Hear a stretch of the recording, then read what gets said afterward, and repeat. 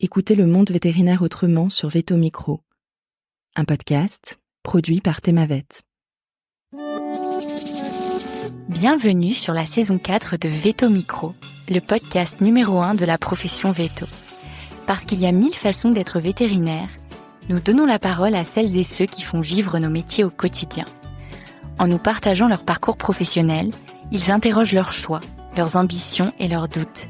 Au travers de leurs histoires et de leur rapport au vivant, ils questionnent aussi l'avenir de notre profession.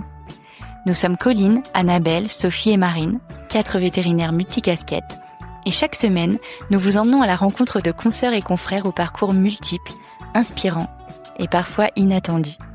Vous êtes ici chez nous, mais surtout, vous êtes ici chez vous. Belle écoute! Bonjour à toutes, bonjour à tous. J'ai le plaisir pour cette interview de recevoir Amandine Clément. Salut Amandine et bienvenue sur Veto Micro. Bonjour Colline, merci beaucoup. Amandine, tu sors de l'école vétérinaire en 2009 et tu commences ta carrière de manière assez classique, entre guillemets, en tant que véto-praticienne salariée dans une clinique canine.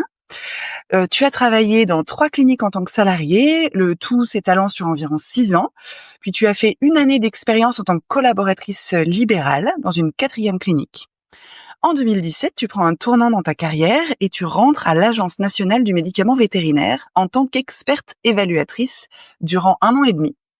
Puis en 2019, tu deviens rédactrice spécialisée pour les éditions du Point vétérinaire chez One Health Media, où tu travailles d'ailleurs encore aujourd'hui. Depuis, tu cumules 2 autres métiers puisque tu es formatrice et jury d'examen pour Apivet et également vétérinaire père aidante pour le programme M. On aura l'occasion de revenir bien en détail dessus. Point vie perso rapide, tu es mariée à un vétérinaire et vous avez ensemble 2 petits garçons. Dans cet épisode, on va donc parler santé mentale, évolution de carrière, notamment hors pratique, père aidance et écriture, entre autres. Je te propose qu'on commence par la sortie d'école. Tu as commencé ta carrière en pratique canine. Qu'est-ce qui t'a amené à faire ce choix-là, de cette pratique-là et de faire de la pratique ? Alors, c'est une bonne question. Sachant que moi, je fais partie de la promo qui a rejoint la promo qui nous attendait, qui était en stand-by, puisque j'ai fait partie de la première année qui réunissait la prépa veto à la prépa BCPST. Donc, Okay. en fait, on a fait... attends, si je dis pas de bêtises, eux, avant, c'était en 4 ans, et nous, on a fait en 5 ans. Bref, je m'en mêle toujours un peu les pinceaux avec ces histoires-là, hein. Tu sais, je me suis laissée mener par mon bateau, parce que mon bateau, j'ai toujours été dans ma petite barque, faire des études, apprendre. Je suis arrivée aux études vétérinaires pas par hasard, mais en tout cas, moi, je fais pas partie des personnes qui avaient ce projet professionnel depuis l'âge de 2 ans, loin de là. Ok. Et donc, Okay. voilà, j'étais dans ma petite barque, tu vois. J'adore le projet professionnel à 2 ans. J'imagine le presque encore nourrisson qui dit oui, moi plus tard, maman, je serai vétérinaire. D'ailleurs, Ah oui, je travaillerai dans cette clinique et je serai spécialisée en ophtalmologie, n'est-ce pas? exactement. Mais tu sais que moi, j'ai toujours l'impression d'être un petit peu ce petit extraterrestre quand même, parce que j'en ai côtoyé pas mal, hein, des Oui. confrères, consoeurs ou même des amis de parcours qui me disaient si moi depuis l'âge de 3 ans c'était vétérinaire. Donc non, moi en fait j'étais dans ma petite barque, on va dire d'étudiante et d'apprenante. J'aimais apprendre, j'aimais on va dire étudier et restituer et avoir des bonnes notes. Et donc si tu veux, je peux pas dire que mon arrivée en pratique ait été une évidence. Il s'avère que la pratique canine, j'y suis venue au fur et à mesure des années, peut-être plus en m'inspirant de mes amis ou des personnes que je côtoyais qu'autre chose. Et puis, bien sûr, j'aimais les chiens, les chats, les petits animaux de compagnie. J'en ai eu moi-même quand j'étais jeune. Par contre, j'étais issue de la banlieue parisienne, dans le 92. Je ne voyais des vaches que lorsque j'allais en vacances en Haute-Savoie avec mes parents, et je n'ai jamais côtoyé de près des chevaux.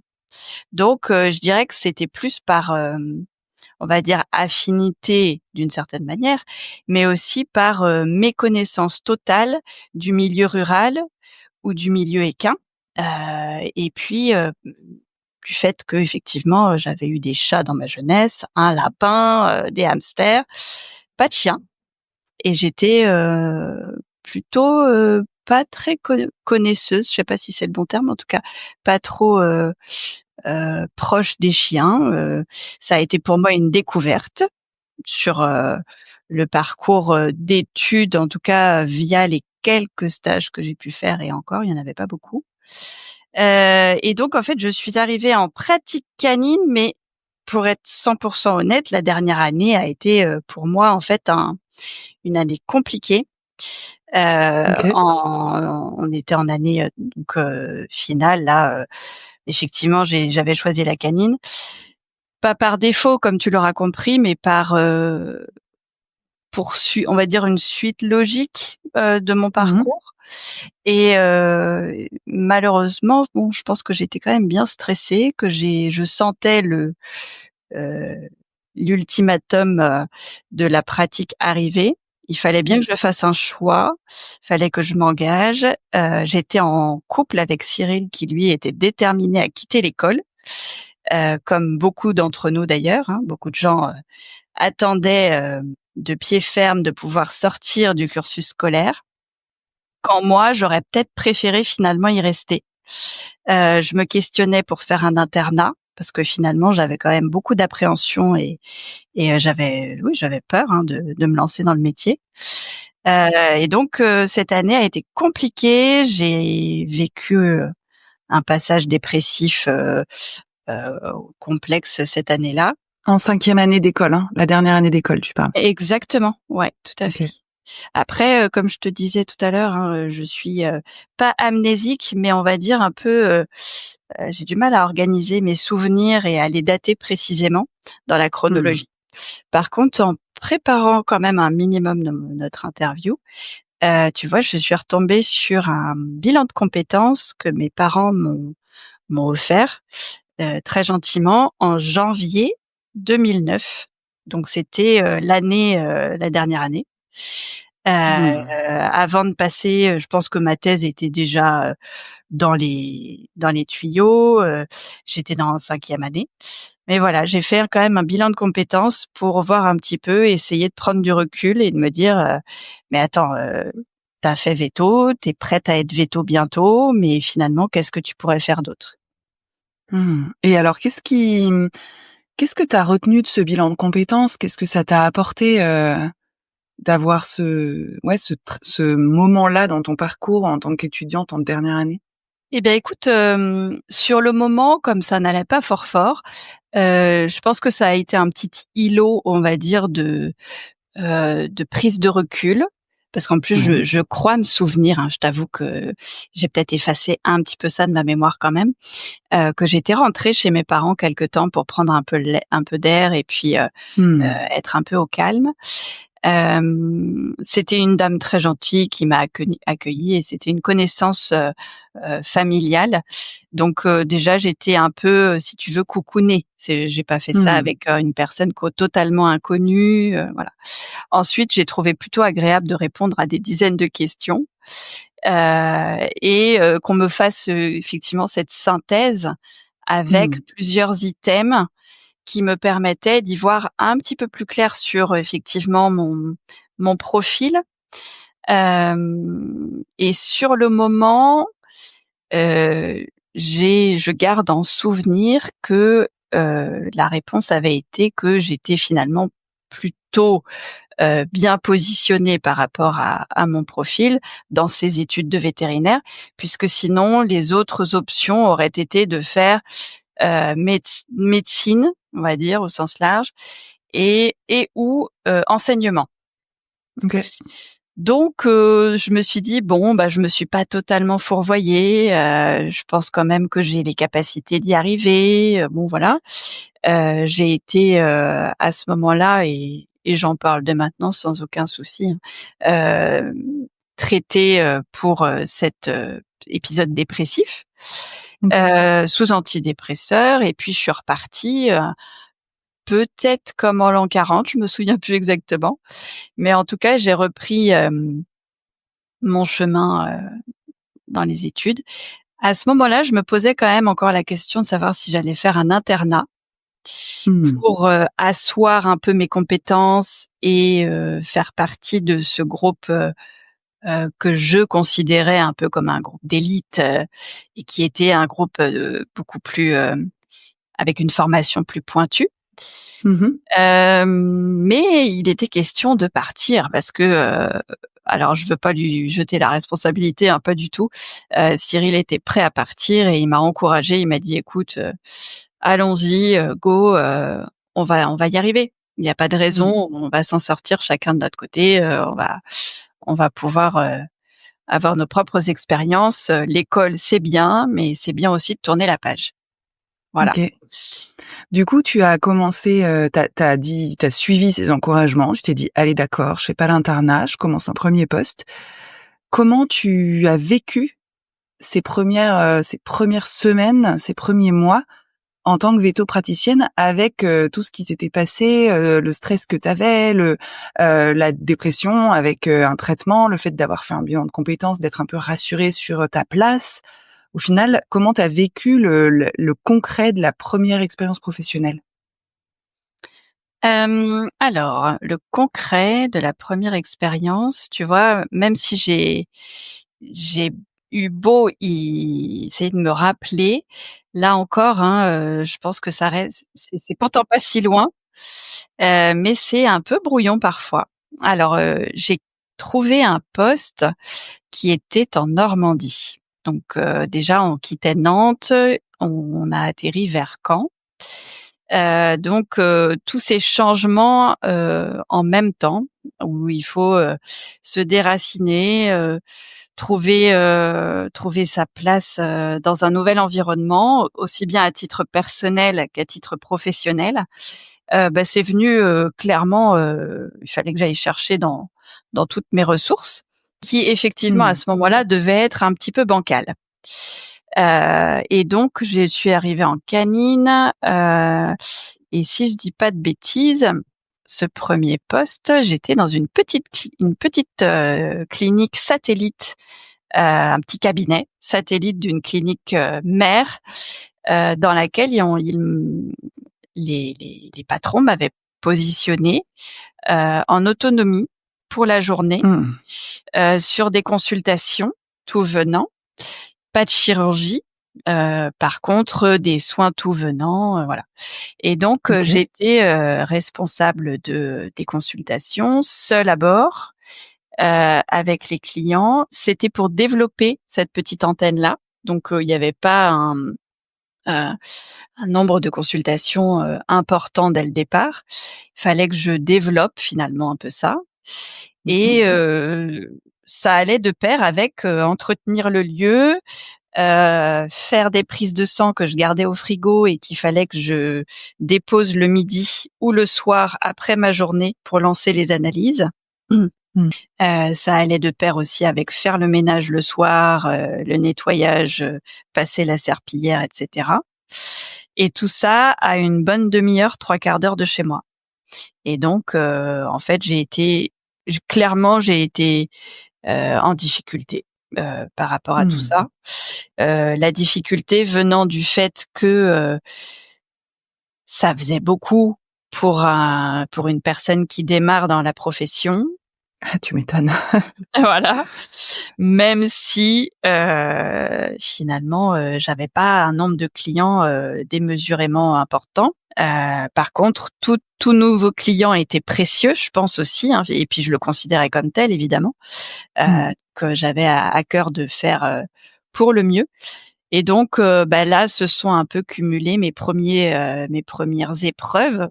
Mmh. Voilà, donc, des choses que, aujourd'hui, avec du recul, je regarde comme, évidemment, c'est anxiogène, évidemment, c'est pas du tout confortable. Et donc, le midi, quand il fallait que je me dépêche pour faire mes analyses, que je mangeais entre deux, et que le soir, je rentrais en pleurant tout le long dans ma voiture, c'était compliqué. Ouais, une première expérience un peu dans le dur, quoi, si je résume comme ça. Voilà, sachant que j'ai quand même mis les pieds, dans la structure mère, j'ai pu être présente, on va dire, parmi l'équipe, une équipe qui était constituée de 3 associés, qui avaient eux-mêmes déjà bien assez de travail et qui finalement, je pense, me laissaient beaucoup en autonomie, pensant que j'allais me dépatouiller. Mais pour moi, ça a été vraiment, je sais plus combien de mois, ça avait dû durer peut-être 9-10 mois. Pour moi, c'était un sacerdoce. Je l'ai mal vécu Mmh. et finalement, je pense que c'est ça qui m'a menée évidemment à leur dire que j'étais dans la capacité de vivre ça et que je n'allais pas continuer avec eux. OK, c'est toi qui es partie de ton propre chef? C'est moi qui suis partie de mon Ouais, propre chef, d'accord. sachant que, heu, là encore, honnêtement, je pense que j'ai un peu effacé des choses. J'étais tétanisée, j'étais stressée. Ma petite colopathie fonctionnelle qui me suit encore, me faisait bien souffrir et me faisait bien maigrir aussi au passage. Mmh. Et donc il fallait que ça s'arrête. Heu et en même temps, j'ai bénéficié de la bienveillance et de l'attention que m'avait portée l'une des associées, qui avait compris que, j'étais pas il fallait que je sois encadrée, que je sois un peu dorlotée. Et donc, Mmh. son mari, à l'époque, travaillait dans une structure, en Normandie, là aussi, à Bayeux, qui était une structure, beaucoup plus grosse, qui avait la volonté, enfin le souhait de chercher, ce qu'on appelle, enfin ça apporte pas le nom d'interne, mais c'était un internat privé si tu veux. Stéphanie à l'époque avait proposé à son mari de, me prendre sous leur aile en tant qu'interne, Mmh. non loin à Bayeux. Et donc, Génial. ouais, ça c'est vrai que ça a été, une super opportunité, à la fois de quitter cette situation over méga stressante. Et Mmh. de me retrouver, lovée un peu, dans une, clinique avec les reins plus costauds, Mmh. une équipe nombreuse, beaucoup d'ASV et cette posture de jeune vétérinaire à qui on allait, tendre la main. Mince, j'imagine que ça a fait une grosse diff. Je voudrais qu'on revienne sur, quelque chose avant de poursuivre là sur la suite de ta carrière en pratique. Mmh. Puisque tu as dit donc que tu avais été sous traitement pour, dépression pendant ta 5e année. Oui. Est-ce que tu étais encore traitée quand tu as commencé ton premier job? Alors, je pense que oui, honnêtement, je pense que oui. Tu sais, je fais partie, de ces nombreuses personnes, qui ont connu des périodes de traitement. Pour revenir encore un petit peu plus en arrière. Moi, mon premier épisode, qualifié effectivement de dépression, ça date de la prépa. À l'époque, un psychiatre, que j'avais vu m'avait prescrit du Prozac et j'avais dû le prendre effectivement pendant une période de temps donnée. Après, quand tu as 18 ans, forcément, tu suis une prescription.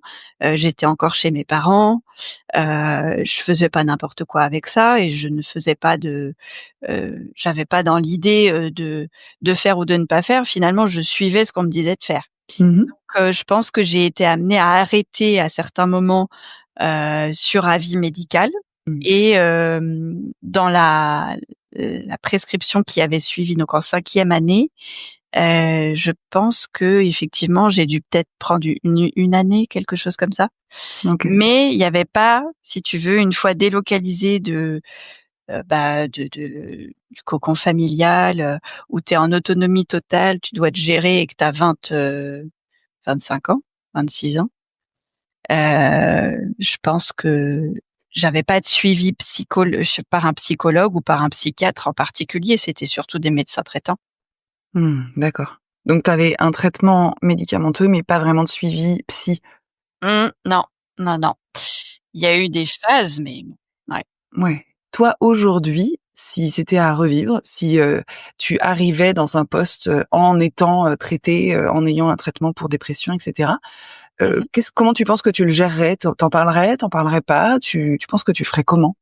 Pour être, totalement franche avec toi, je suis comme tout le monde, c'est-à-dire que, avant de parler de choses, intimes, je m jusqu'à en tout cas, jusqu'à aujourd'hui, je m'assurais d'être quand même un peu en confiance avec OK. les personnes avec qui, j'en parlais et puis, c'est exactement ce qui ressort de beaucoup de podcasts, discussions et tout ce qui tourne autour de cette thématique puisqu'en plus on est dans le mois ou l'année de la santé mentale, je ne sais plus exactement, tu vois? Mais, hem, on il y a un véritable tabou, il y a une honte aussi autour de tout ça, donc ça reste, délicat, d'autant plus quand on ne connaît pas les gens. Moi, j'irai pas à brut pour point dire: «Bon alors voilà, aujourd'hui, je suis, Amandine», et dresser ma carte d'identité et leur dire, voilà qui je suis.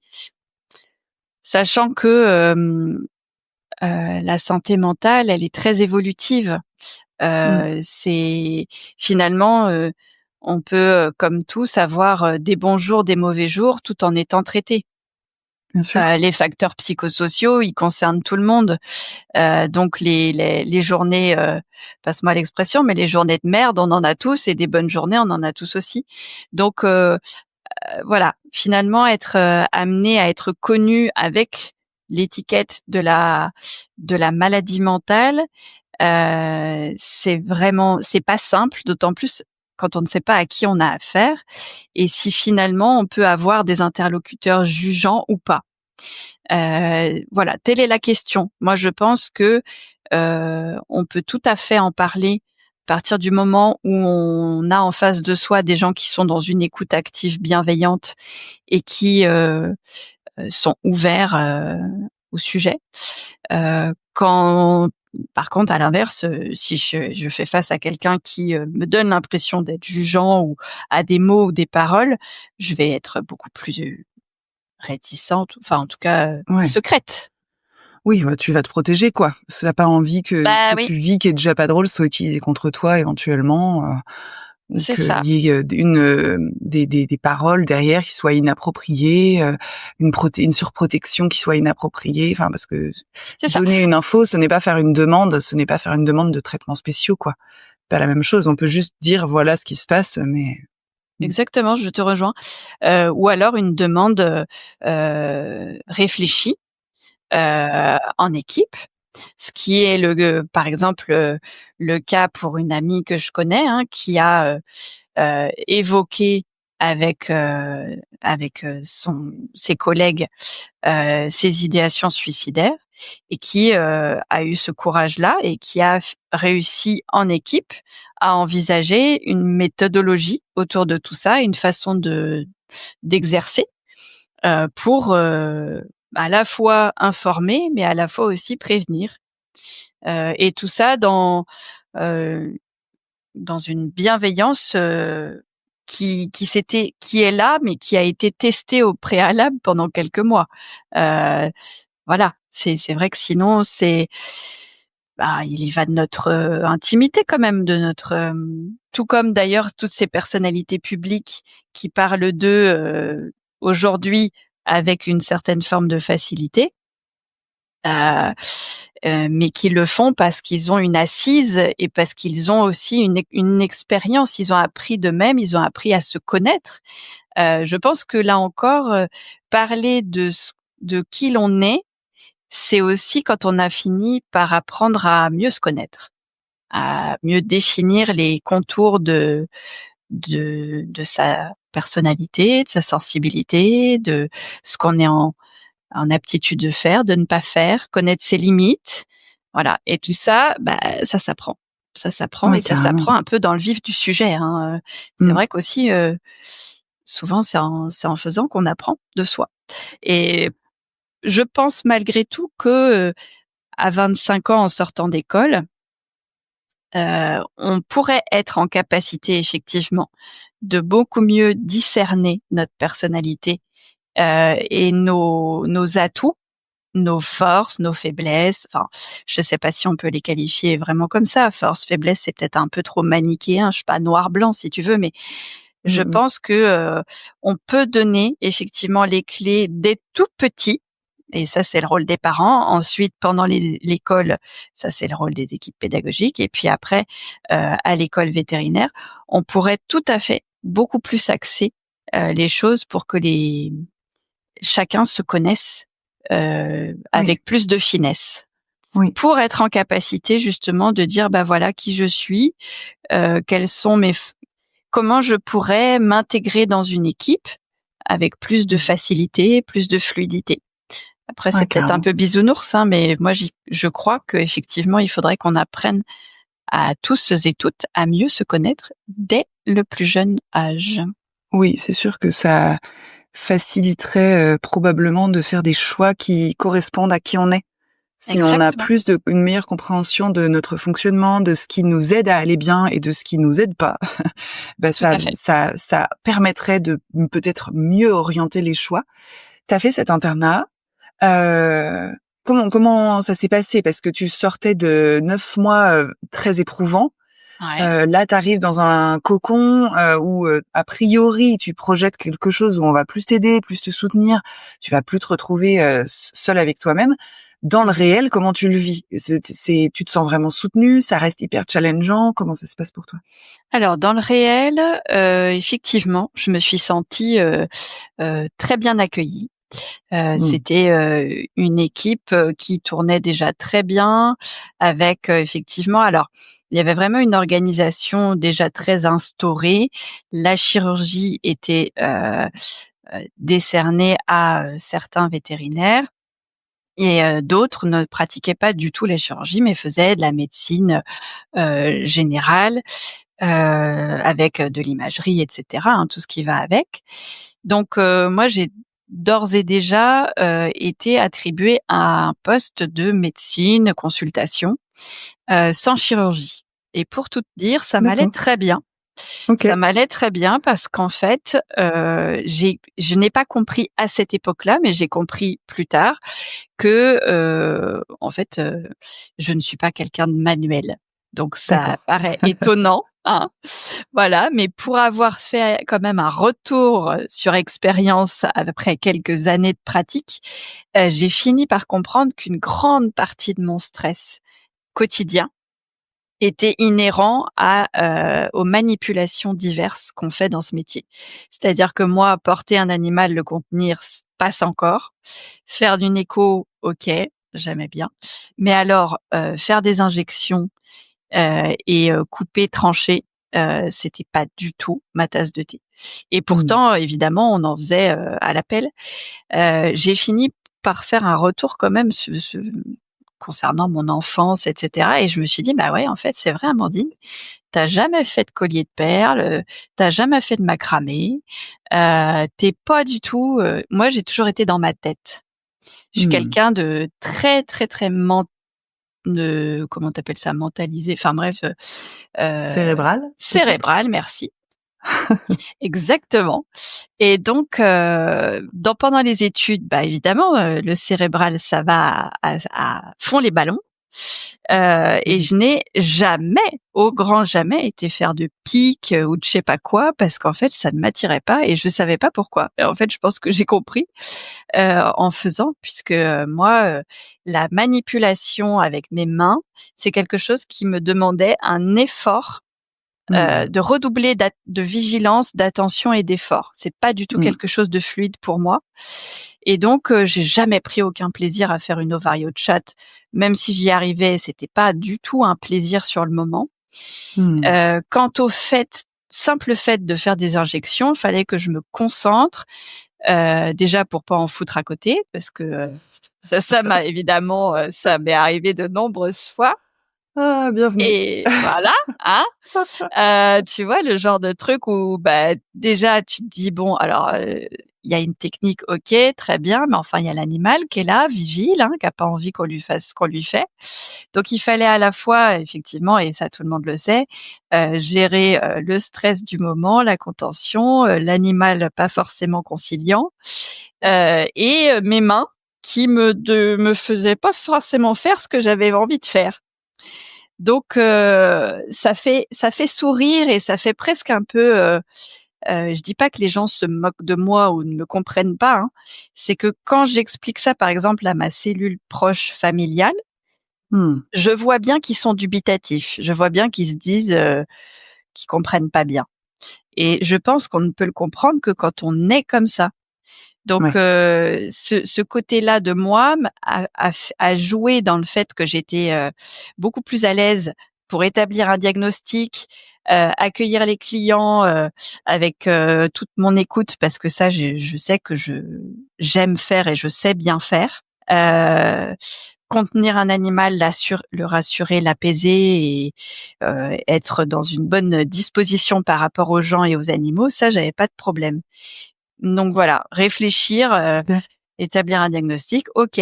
Par contre, faire les soins, ça me demandait plus d'efforts, plus de concentration, plus de stress et pour autant, j'ai été vite, je me suis un peu, auto, orientée vers les soins aux hospices parce que, il y avait un besoin.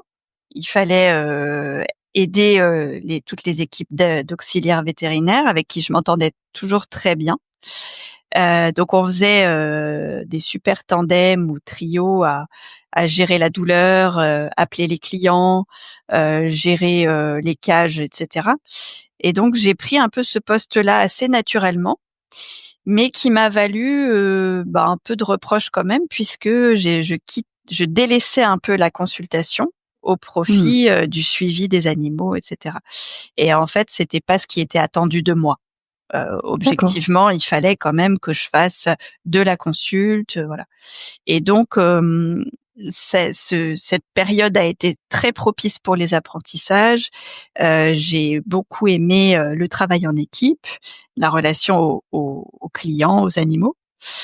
Mais il s'est avéré que, le jour où je suis, devenue maman dans la phase in utero, puisque ça commence là quand même, on devient, à mon sens, maman quand on tombe enceinte. Il y a eu un véritable chamboulement pour moi Mmh. et le souhait et l'envie de me protéger et de protéger mon enfant évidemment. Et donc je me suis retrouvée dans la situation de beaucoup de jeunes femmes qui se posent des questions sur, les risques inhérents de notre métier. Par rapport à une grossesse. Et donc il a fallu que je considère, des rayons X alors que je faisais des gardes de nuit, et que, j'avais une suspicion de dilatation-torsion qui se pointait. Et là, j'ai commencé à poser problème. Je ne sais pas si c'est bien formulé et ça en tout cas, je l'ai vécu comme ça, puisqu'il fallait que j'appelle un second pour venir faire la radio à ma place.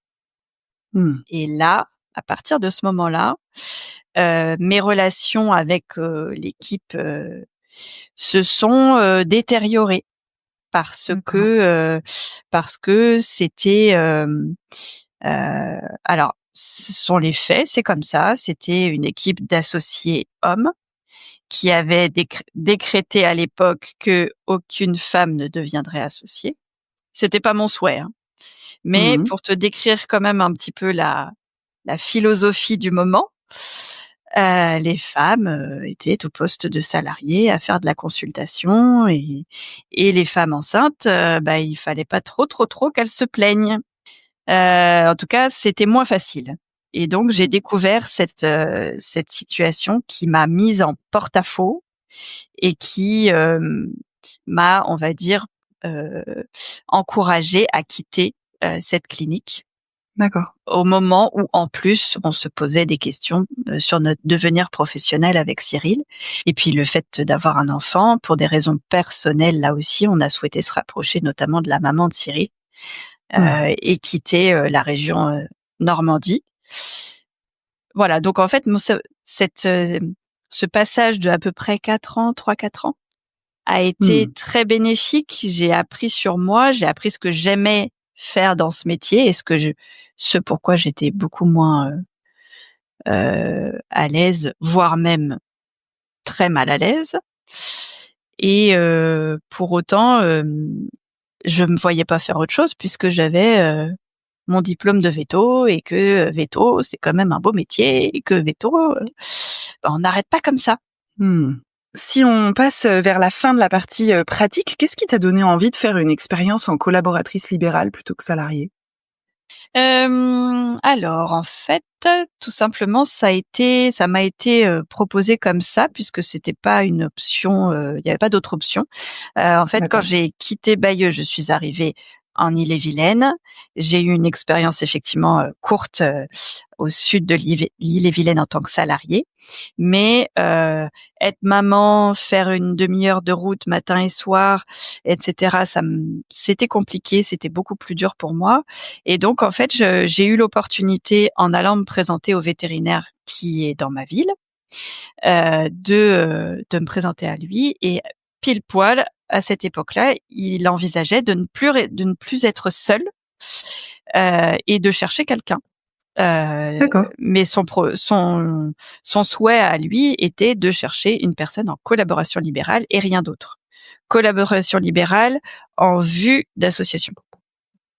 Voilà. D'accord. Donc le salariat n'était plus une proposition. Et je m'étais dit à ce moment-là, j'étais quand même pas très bien dans mes baskets en tant que vétérinaire. Hein. Je travaillais à mi-temps, j'avais énormément de stress. Enfin, c'était plus ça allait, moins ça allait. Et je m'étais dit, ça sera l'expérience de la dernière chance dans ma tête. Parce que je me suis dit, c'est une collaboration en vue d'association. J'ai prévenu mon collègue dès l'entrée. Je lui ai là pour le coup, j'ai parlé de ma vulnérabilité. Je lui ai exposé mon profil, que j'étais plus du tout sûre de vouloir exercer ce métier, que j'avais un enfant en bas âge et que ça me demandait beaucoup d'énergie et que je ne savais plus très bien où j'en étais. Par contre, lui avait un réel besoin. C'était à 500 mètres de chez moi. Donc on a fait le deal, voilà, de se dire écoute, t'es une jeune maman, il a été super pour ça, il m'a proposé un planning horaire qui était très approprié pour la jeune maman que j'étais, et il m'a proposé qu'on s'organise pour le mieux dans cette optique-là. Malgré tout, il fallait que je fasse de la chirurgie là pour le coup. Il fallait que je fasse de la bobologie, de l'abcès, voilà, et de la consulte. Et plus ça allait, et pour être honnête, moins ça allait. Voilà. Okay. Voilà. J'ai été quand même transparente avec lui tout du long de cette année en lui disant que ça, c'était intéressant de développer cette petite clinique. Alors, je quittais quand même un peu Armageddon pour une petite clinique qui avait peu de moyens et peu de matériel. Par contre, tout ce que je lui avais suggéré comme investissement, il l'avait fait. Il avait acheté un échographe, bref, des choses. Il était moteur et motivé. Et pour autant, ça n'allait pas. Je pense que de toute façon, la maternité, le stress, je maigrissais à vue d'œil. Et en parallèle, on a eu un projet de deuxième enfant et j'ai fait une fausse couche.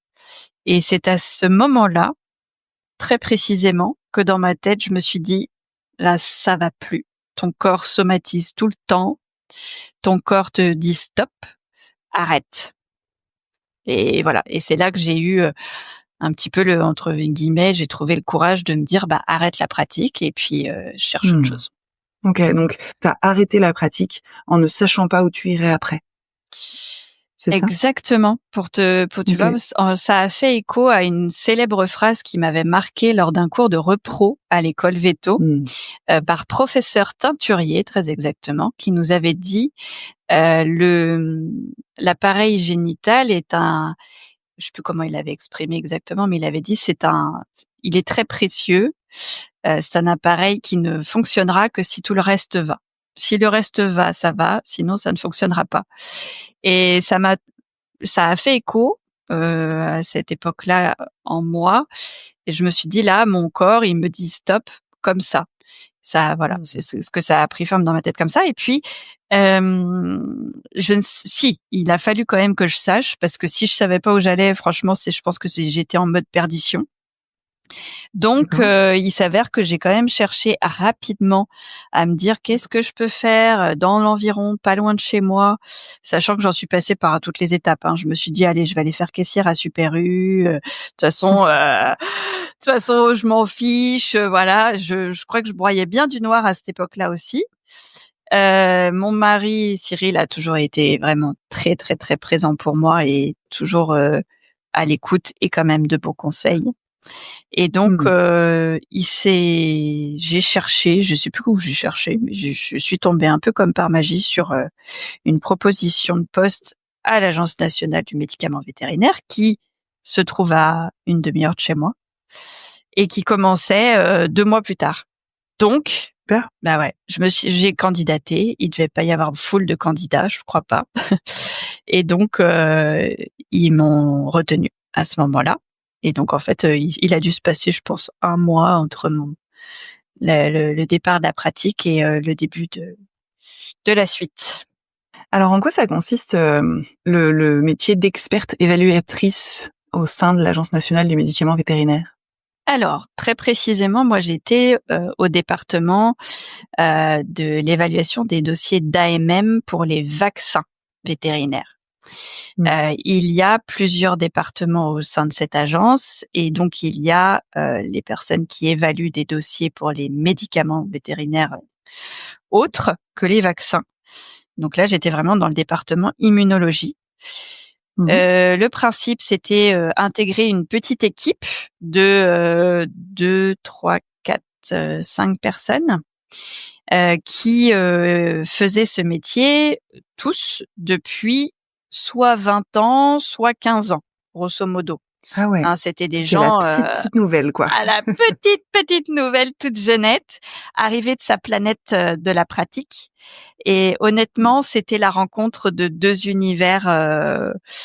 Enfin voilà, moi je me suis sentie, je faisais partie quand même de la planète pratique et eux faisaient partie de leur planète expert évaluateur. C'était des gens qui n'avaient fait peu ou pas de pratique.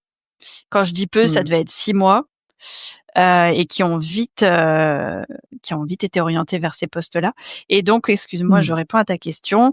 On reçoit un dossier d'autorisation de mise sur le marché pour un vaccin de la part d'un laboratoire.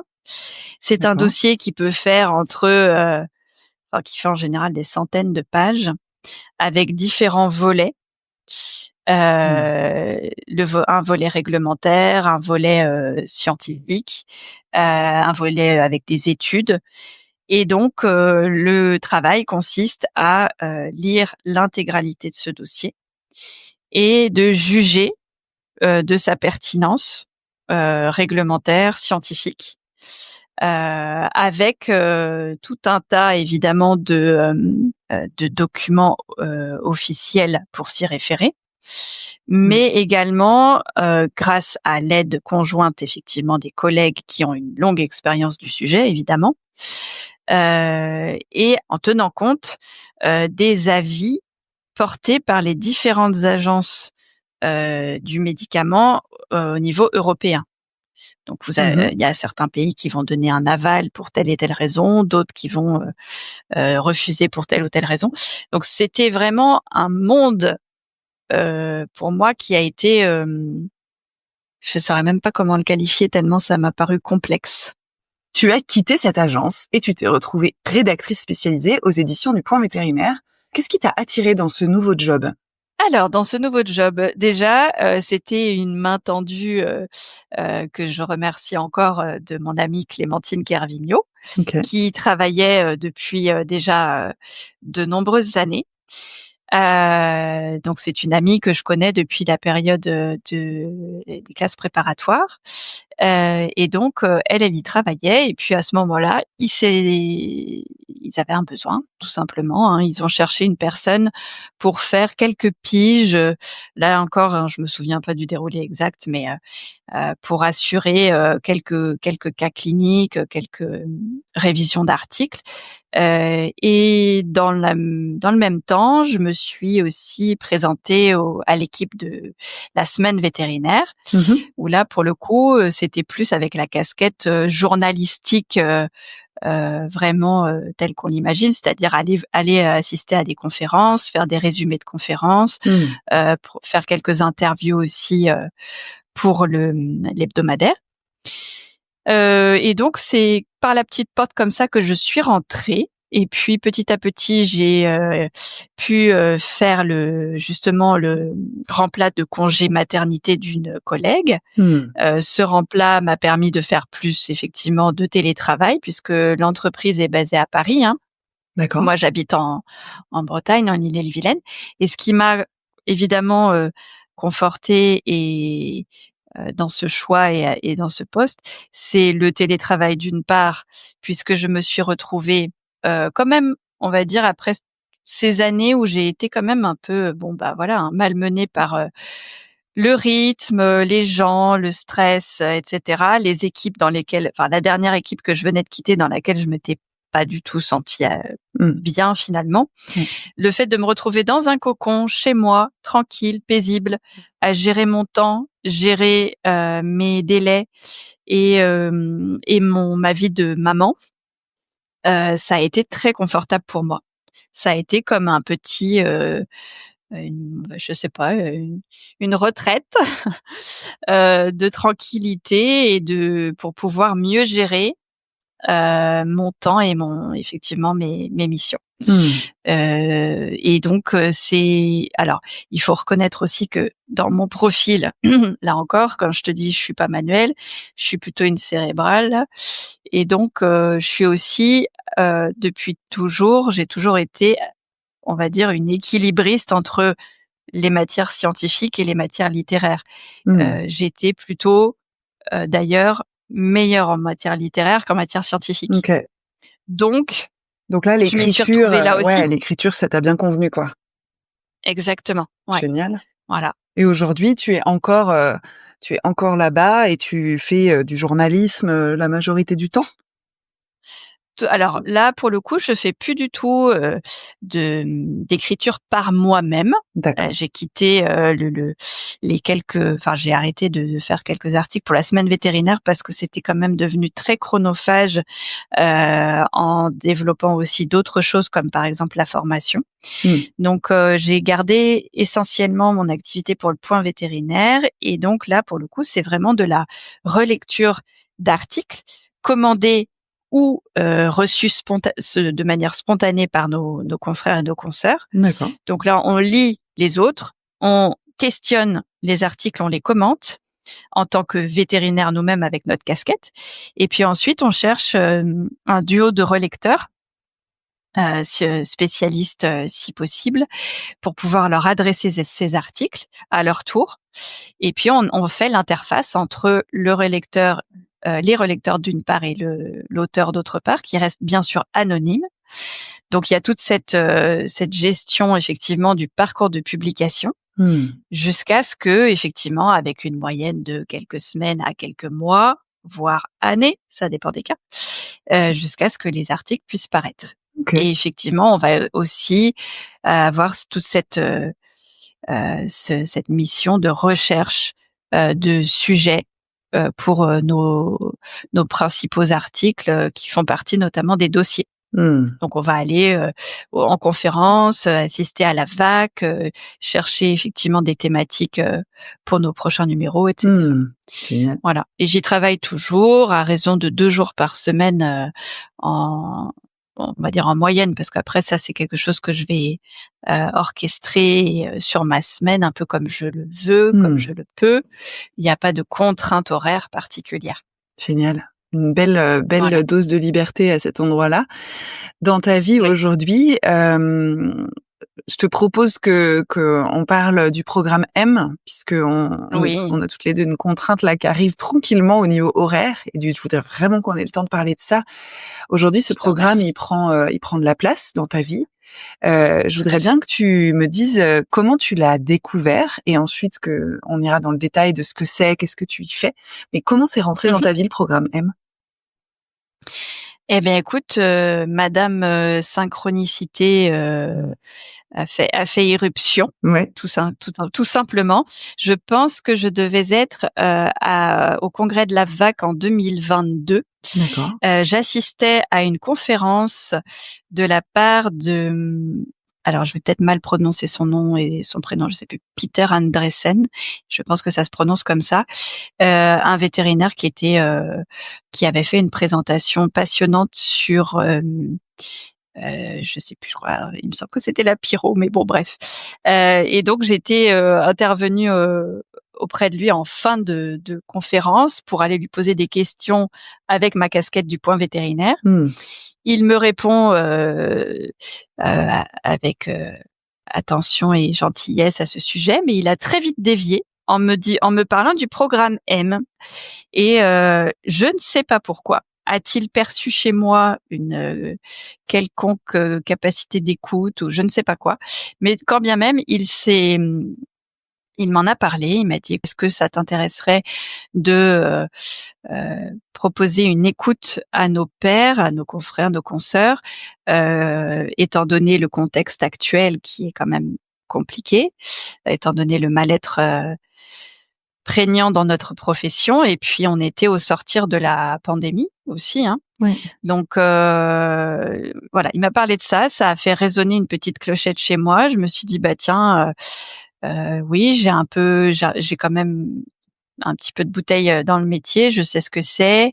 Je voulais me rendre, utile pour ma profession, et du coup, je me Mmh. suis dit: «Je vais les contacter». Voilà. Et donc, c'est à cette occasion que je me suis, présentée tout simplement à un contact qui m'avait été donné. Mmh.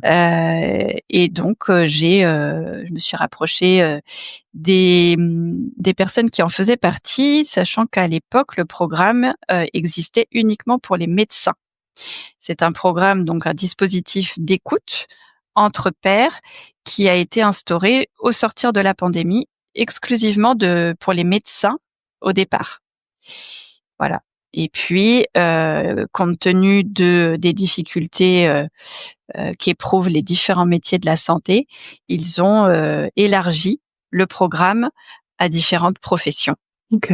notamment les kinés, les sages-femmes, les infirmiers, les vétérinaires, et j'en oublie peut-être, mais voilà, En j'ai tout fait le cas, tour de tous les il types. y a différentes professions médicales, et du coup Tout à pas fait, exclusivement en humaine, puisque les vétérinaires ont été inclus dans le programme. tout à fait. Est-ce que tu peux nous en dire plus sur ce que c'est, ce programme? Oui, bien sûr. Alors le programme, il s'adresse aux professionnels de santé, comme tu viens de le dire. J'inclus d'ailleurs les pharmaciens, c'est eux que j'ai oubliés, Mmh. qui sont touchés par une situation professionnelle et ou personnelle, l'une ou l'autre ou les 2, susceptibles d'affecter leur fonctionnement professionnel. OK. Donc il est dédié exclusivement à la souffrance des soignants. C'est un dispositif d'écoute, d'échange, éventuellement de rencontre. Ça peut se faire par téléphone, visio et ou en rencontre physique, Mmh. si c'est faisable, entre le demandeur d'une part et les soignants intervenants qui sont spécialement formés. On a été formés, pour ceux qui sont donc intervenants, par les Canadiens qui font partie du programme d'aide aux médecins du Québec. D'accord. Ce PAMQ, P-A-M-Q, existe depuis plus de 30 ans, et c'est un dispositif donc d'écoute, bienveillante, active. C'est un dispositif qui reste, secret, enfin en tout cas confidentiel. Oui. Dans ce programme, il y a un mot-clé, sur lequel j'aimerais qu'on revienne, c'est la notion de pair aidance. Qu'est-ce que c'est, en quoi ça consiste, en fait? Alors, ça se base sur le mot pair, P-A-I-R. Donc, nos pairs, nos confrères, nos consoeurs qui exercent le même métier que nous. Alors, chez les vétérinaires, on s'adresse aux vétérinaires, qu'ils soient étudiants, en exercice ou retraités, peu importe, mais également aux auxiliaires vétérinaires. Donc, tous les professionnels qui interviennent au sein de notre profession. Donc, le principe du programme, c'est que quand un soignant, quel qu'il soit, appelle, il est mis en relation sous 24 à 48 heures avec un pair, c'est-à-dire si c'est un médecin, il est mis en relation avec un médecin. Si c'est un kiné, il est mis en relation avec un kiné. Et ce dispositif se base effectivement sur ce système. Pourquoi ? Parce qu'il est souvent plus facile, plus aisé de se confier, comme on est en train de le faire, à un pair ou une paire qui va finalement entendre et comprendre ce que l'on vit, sans doute plus facilement que quelqu'un qui n'est pas du métier. Et donc, c'est d'ailleurs ce qui est précisé et souligné par les confrères qui en parlent. Quand on a besoin éventuellement d'aller parler, on va s'adresser potentiellement à un psychologue, à un thérapeute, qui n'a aucune idée de ce que représente notre métier. Et donc, c'est souvent chronophage, fastidieux, d'avoir à expliquer ce qu'on fait, tous les tenants, les aboutissants, etc. Pour peu d'avoir à recommencer avec un psychiatre, si on a besoin éventuellement d'être médicalisé. Ouais. Et voilà. Et je précise que il est très intéressant d'aller voir la petite vidéo de présentation du programme qui est présentée par Nazmine Gouler, qui est médecin urgentiste et qui est la présidente de ce programme, qui l'exprime très bien sur la vidéo en disant que les soignants, on va dire assez largement, ne souhaitent pas être psychiatrisés. Il y a un véritable frein à aller consulter pour des raisons qui regardent tout un chacun et qui sont souvent liées à la stigmatisation, à la honte, au tabou, etc. Et puis au temps que l'on n'a pas pour soi-même. Voilà. Donc l'idée de parler à un pair, c'est d'abord effectivement de se sentir accueilli et compris dans ce que l'on fait, ce que l'on est, plus facilement. Et donc, notre rôle en tant que père aidant, c'est ça. C'est d'abord de l'écoute, de l'écoute. Il y a une petite phrase qui dit « on a 2 oreilles et une bouche ». C'est pour écouter 2 fois plus que l'on ne parle. Donc, c'est vraiment le principe. Et puis, petit à petit, de tisser un lien de confiance parce qu'il y a un suivi qui est proposé. D'accord. Et de potentiellement proposer son aide, des solutions et qui peuvent prendre plein d'aspects, que ce soit une orientation juridique. Au sein du programme, il y a une assistante sociale qui peut aussi nous aider, nous orienter, nous aiguiller. On peut même faire appel aux intervenants du programme. Quand on a une question d'ordre de santé, on peut très bien aller poser la question à un des médecins qui est intervenant. Et notre objectif, c'est aussi de créer un annuaire et un réseau au niveau national pour justement venir en aide aux soignants, on va dire avec plein d'outils qui peuvent être mis à la disposition effectivement des soignants. Dans l'annuaire, il y a les noms de quel genre de profession ? Alors, cet annuaire-là, justement, on avait commencé à établir cet annuaire.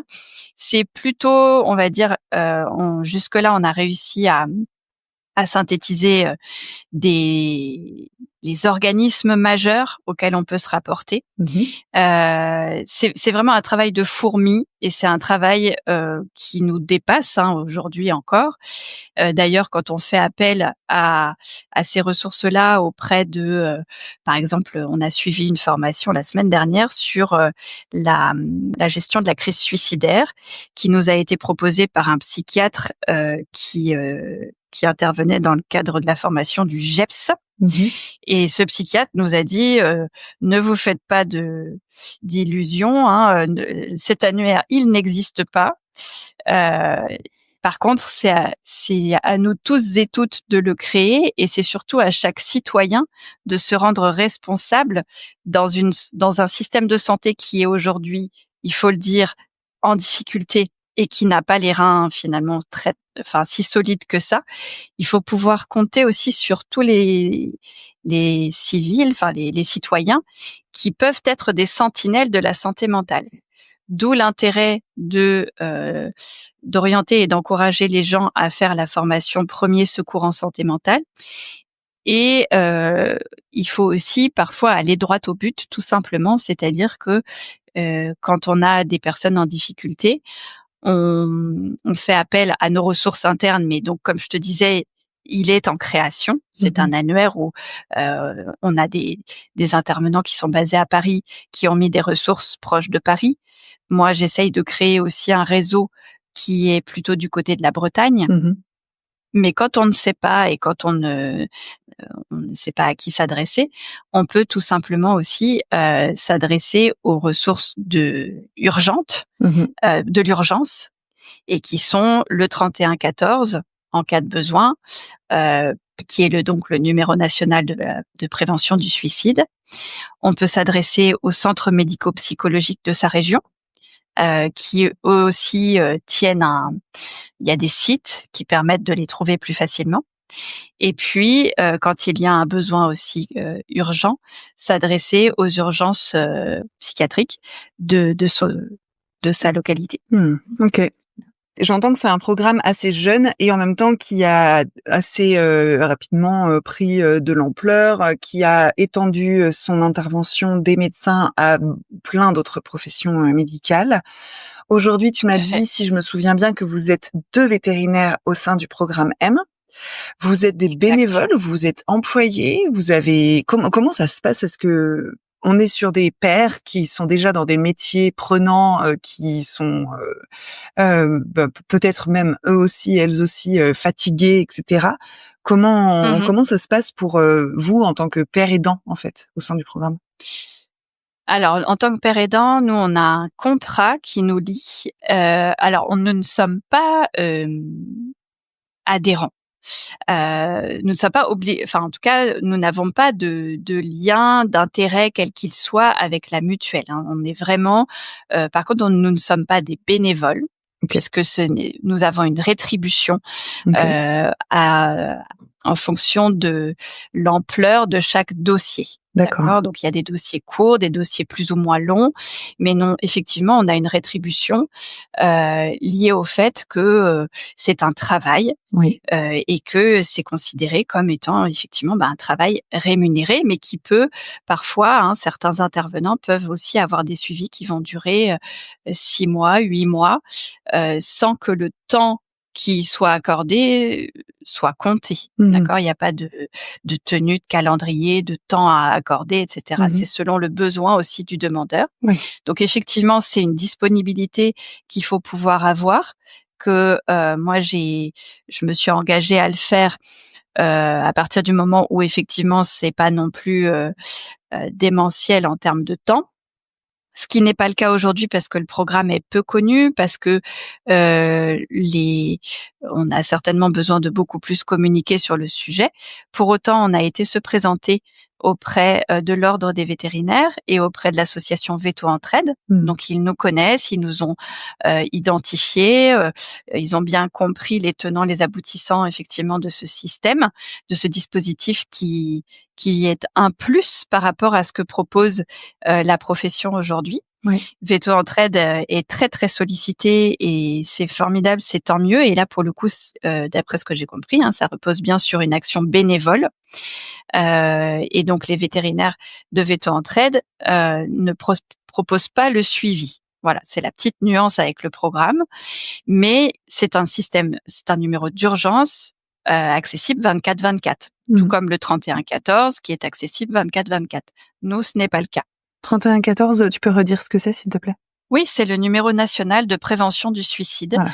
Donc, il est étiqueté prévention du suicide, ce qui a priori peut-être mettrait certains freins aux appels pour certaines personnes, et pour autant c'est bien dommage parce que même dans une enfermé dans une crise d'angoisse à 2 heures du mat, il vaut probablement mieux composer le 3-1-1-4 et appeler, avoir un infirmier ou un médecin au téléphone qui va désamorcer nos émotions dans le calme, plutôt que de rester seul avec son angoisse C'est ou ses vraiment idées une ligne noires. d'urgence, en Voilà, fait. C'est une ligne d'urgence exactement. psychiatrique. Il y a un truc qui va pas, 31-14.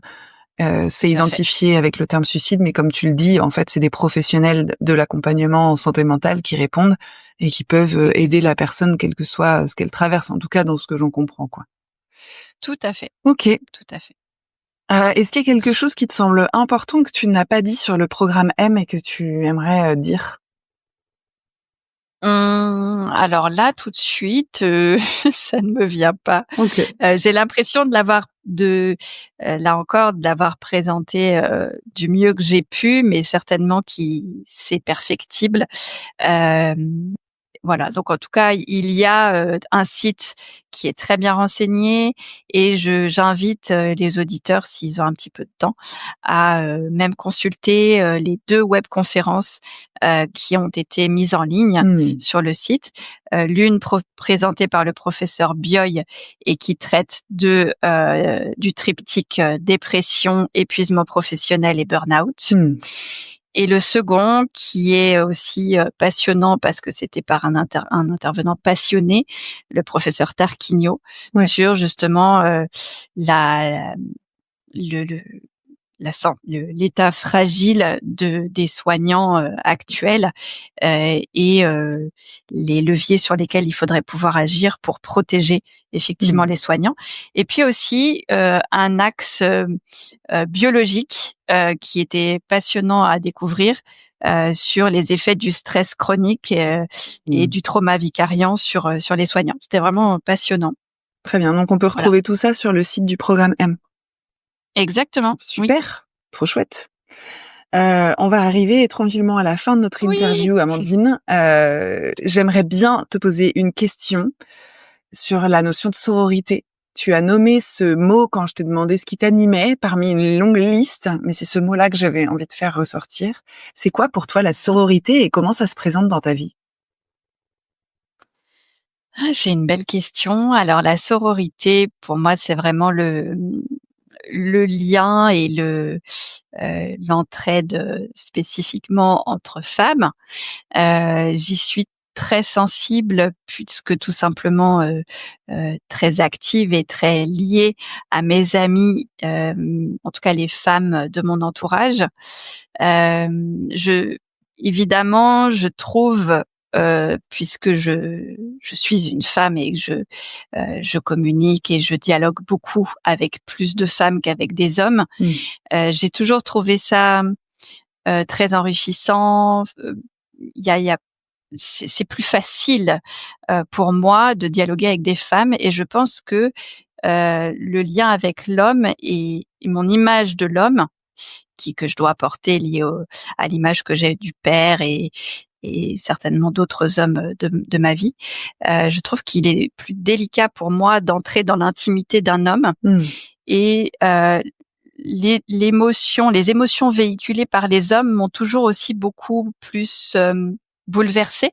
Mes souvenirs d'euthanasie en présence d'hommes qui s'écroulaient littéralement et qui laissaient s'écouler tout leur mal-être à ces occasions-là très précisément.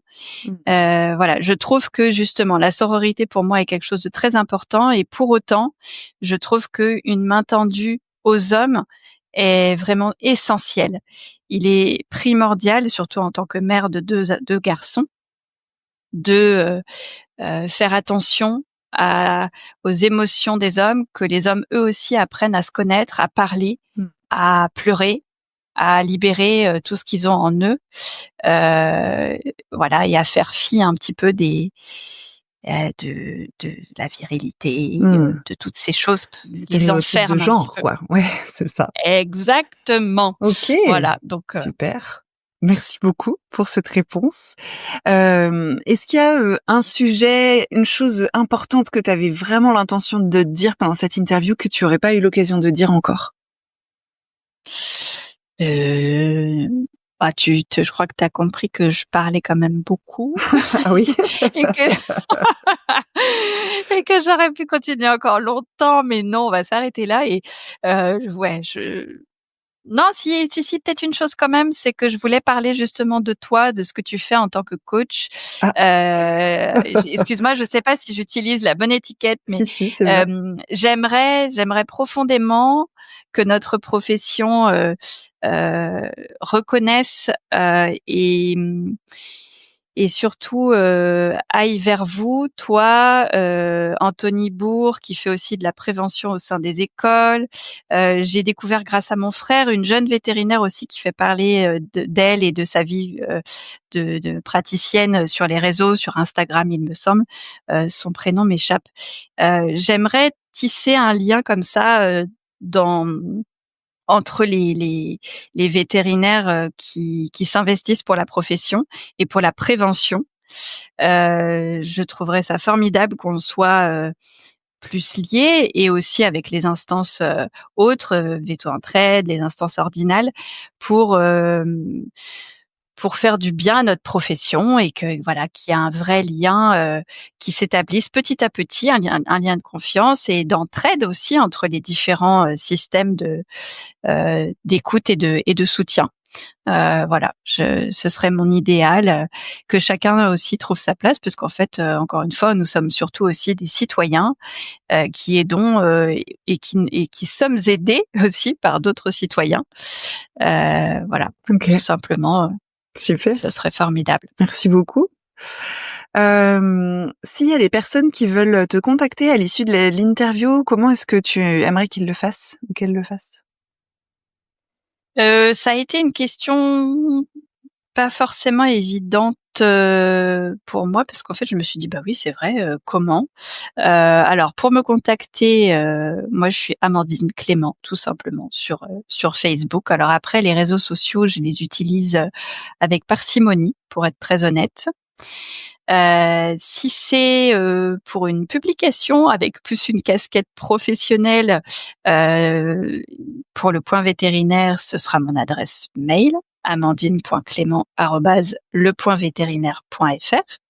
Et si c'est par le programme M, eh bien là pour le coup, on ne donne pas un contact direct, il faut passer par le numéro du programme M, et donc par le site. Il y a un numéro qui commence par un 01, et il y a également un mail qui, par la suite, met la personne en contact avec l'un ou l'autre. C'est soit Alain Beaumont, soit moi.